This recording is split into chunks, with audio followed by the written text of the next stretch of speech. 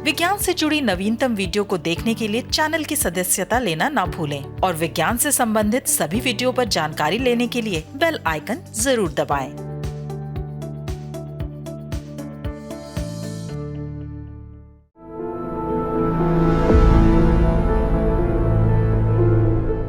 नमस्कार, बुलेटिन कोविड-19 में आप सबका स्वागत है। आपके साथ मैं हूं शहनाज रजा।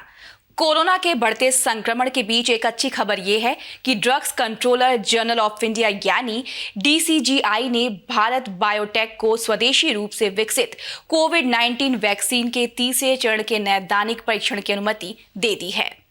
केंद्रीय औषधि मानक नियंत्रण संगठन में कोविड-19 पर एक सब्जेक्ट एक्सपर्ट कमेटी ने पहले और दूसरे चरण के ट्रायल की सुरक्षा और इम्यूनोजेनिसिटी डेटा का आकलन करने के बाद स्वदेशी कोरोना वायरस वैक्सीन कोवैक्सीन के तीसरे चरण के क्लिनिकल ट्रायल की मंजूरी देने की सिफारिश की है।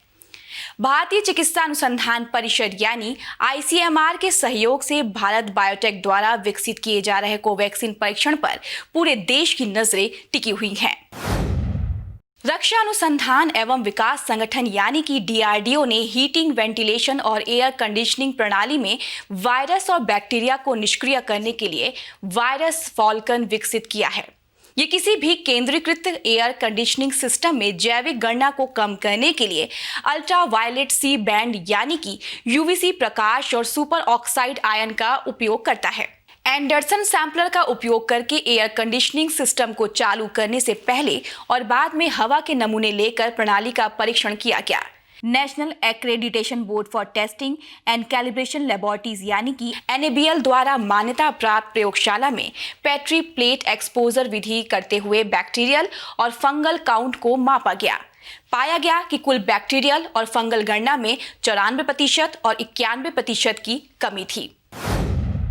किसी भी वायरस के रोग जनन और मानव शरीर में कई अंगों पर इसके प्रभाव को समझने और प्रभावी उपचार और टीके विकसित करने के लिए पशु मॉडल पर प्रयोग करने की आवश्यकता होती है।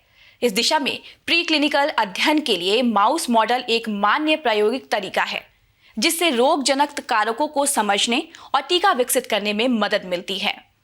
अध्ययनों से पता चला है कि कोरोना वायरस SARS-CoV-2 ACE2 नामक एक एंजाइम से बंधकर मानव शरीर में प्रवेश करता है। हालांकि चूहों और मानव में ACE2 एंजाइमों के बीच संरचनात्मक अंतर की वजह से आमतौर पर इस्तेमाल किए जाने वाले जंगली प्रकार के चूहों के उपभेद कोरोना वायरस के संक्रमण का अध्ययन करने के लिए उपयुक्त नहीं है।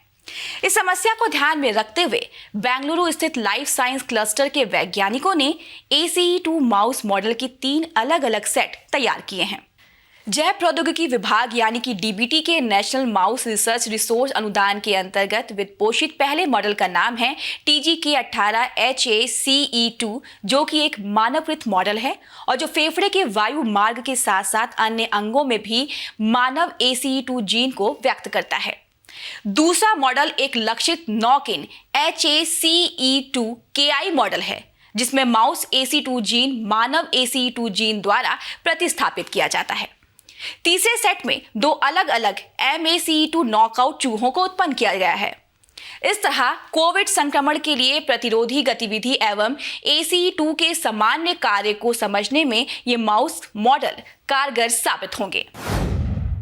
आज के इस अंक में बस इतना ही। बुलेटिन कोविड-19 के अगले अंक में हम फिर हाजिर होंगे।